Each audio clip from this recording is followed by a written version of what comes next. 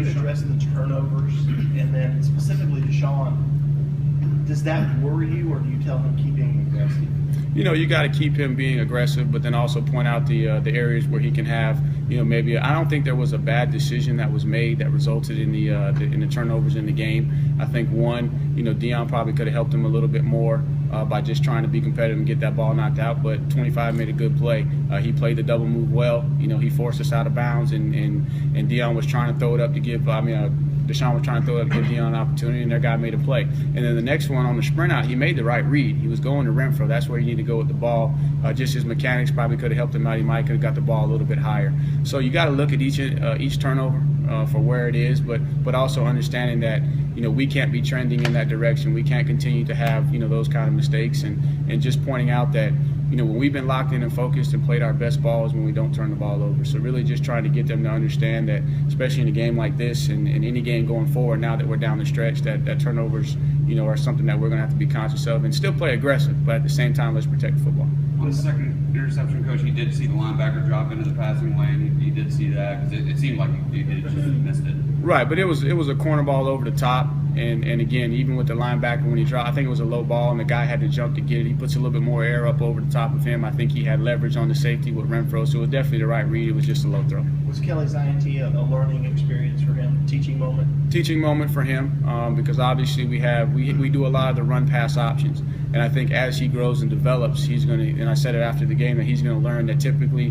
when you have field pressure coming, that you're going to have some kind of weak side rotation. You're going to have a guy dropping out, trying to take away, and especially as much success as we've had on the quick outs. Teams are going to try and scheme that up. So it was a great learning opportunity. You hate that it came, at the cost of a turnover, but getting him game reps is going to be valuable down the stretch. So it's a great learning opportunity for him. How well do you know Sean Elliott? I just met him in passing through recruiting. Got a tremendous amount of respect for him. Everything I've heard about him is just nothing but positive. Went head to head on Zach Bailey last year, and he got the upper hand on me with Zach Bailey down there at Somerville. But heard nothing but positive things about him. Admire his passion. He's intense. From what I've heard, is all his players love him. I got nothing but respect for Coach Elliott. He's got a good last name too. Maverick Morris listed as a co-starter with Crowder at right guard. How pleased have you been with Maverick's play? He's coming to work every day. It's been a learning opportunity for him, kind of like Mitch. You get thrown in the fire and you got to grow up on the job. But been pleased with his play, and Coach Caldwell's done a good job of not asking him to do too much by spelling him a little bit with Ryan Norton. Now that Norton's back in the fold, and then you saw Hearn got in there a little bit to help spell Mac down their stretch. So it's been pleased with his performance. He hasn't had many issues. Obviously, some things that all of us can do better at each position technically to get better on a weekly basis. But been pretty pleased with his performance thus far. I know what your focus is on this week, but does it help at all to know that you're playing North Carolina in the ACC championship game? Oh man, I can't look ahead to that game. Obviously, with this game, and we talked about some of the things that we need to correct. On offense, I'm just focusing on correcting things from Wake Forest, putting that game to bed, getting on to South Carolina today, having our guys ready to play, and when we show up in Columbia on Saturday, and then North Carolina will take care of itself once we get there next week. We can't look ahead. That's not been part of our plan. We can't allow that to come into our focus right now. We need to stay dedicated to the plan, and it's the biggest game is this game, and then North Carolina will take care of itself when we get there next week. Talking to some of the juniors and seniors after the game Saturday, they remember that bitterness of the losing streak. Deshaun he wasn't here for it, and then it's just his nature not to buy into it. Does that help his psyche that he was never psyched out by any kind of losing streak for that to South Carolina? I think so, but that's just who Deshaun is, and I believe that's what makes him great. He sees every game as the biggest game on the schedule. He understands what it takes for him to get prepared to play each and every game, and he's going to go out and he's going to be focused and prepare. It doesn't matter who he's playing because that's the kind of young man that he is, and that's what makes him special. And that's really, on that subject, that's why I say he's the best in the country. He prepares like a coach. He performs, at a high level when he gets out there, and it just goes back to what his mindset is, that he's not focused on the distractions, he's not focused on what's going on around him. He's focused on, I guarantee you, I got the question about his interception. He was in there Saturday night on the film on his iPad, critiquing himself. And when he sees Coach Streeter today and they pull that play up, he's going to tell Coach Streeter, what he did wrong on that play and how he can get better. Can you take out one thing that he's improved on most significantly from September 5th to now? I think protecting himself, running the football. That's one thing that I told him. I said, that's one thing I learned about Andre Ellington. The reason Andre Ellington's still playing to this day at his size in the NFL is because he knows when to get down. He knows how to twist his body to protect himself, and I'm seeing him, learning how to protect himself running the football. Coach Morris used to say that Taj was the best he saw throwing a deep ball. Is Deshaun at that same level or near it, or how can you compare them? I think it's hard to compare them right now because obviously we had to look at Taj for 3 years, and he did a great job of throwing the deep ball. I think that Deshaun is improving, has improved a lot this year, and I think only time will tell, on that one. But they're both good.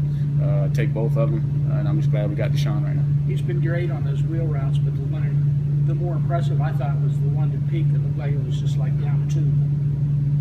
Oh yeah, and he's, like I said, to start the season, he hadn't played ball in a while, trying to get his timing going, and then now that he's been out there, he's been in the battle, he's battle tested, his receivers are making plays, his confidence is at an all-time high.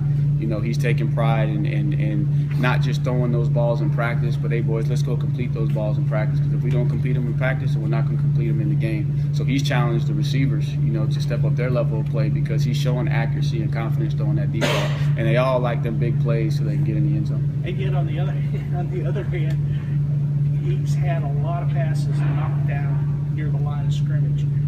Sometimes it's how he's moving, and it's that quick sidearm or three-quarter stuff. Is there an attempt to fix that in terms of maybe getting the arm slot up higher all the time? Or I know that's become more common. Brett Favre throwing from any angle. With Deshaun and the tip balls, I don't know if it's as much just the arm angle and his mechanics as it is. We just hadn't done, our best of getting those guys hands down.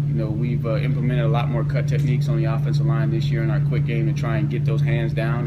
And a lot of those times it's guys that we didn't get all the way on the ground, or the defensive line is reading out and they're jumping, at the line of scrimmage to knock those balls down. That's what I've seen more of the tip balls, is more, up front, not getting those guys hands down. And again, it doesn't matter if you throw it sidearm or over the top. If those guys' hands are in the throwing lane and they're jumping, then they're going to bat some balls down.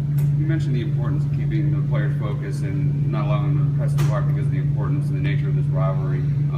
But from your perspective, did it feel like they were tight 2 years ago in Columbia? There were all the turnovers. I know from an outside perspective, it kind of had that feel that a lot of the guys, because of the streak, they were pressing. I think momentum's key in any game, and that's why we emphasize on those first couple of drives. Let's execute at a high level and see, can we get ourselves out ahead so that we cause the other team to press. So I think there's a couple situations that you're talking about. Is I don't know if they were tight to start the game, as when the momentum changed, it's very, very difficult to get it back.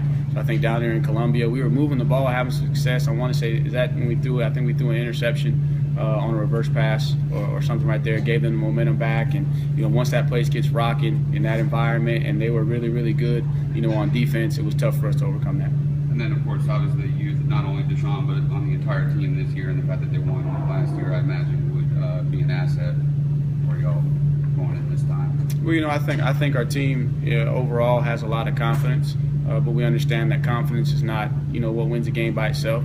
So we got to go out and prepare, and the reason that we are confident is because we go out and we prepare each week. So we got to have a great week of practice. It's got to be the best Monday of the year, best Tuesday of the year. A little bit different schedule, obviously, with the holidays. Can't get distracted, by the opportunity to have a little bit of time with your family on Thursday. Finish the process on Friday before we travel. Make sure we're locked in when we travel. Get to bed, because it's a quick turnaround. Let's make sure that we understand that we're playing at 12 o'clock. We do everything that we need to do from a rest standpoint, from a nutrition standpoint, so that we can be confident when we hit the field. Tony, how important was it to get Joe back in the flow of things? Because he had a very difficult week.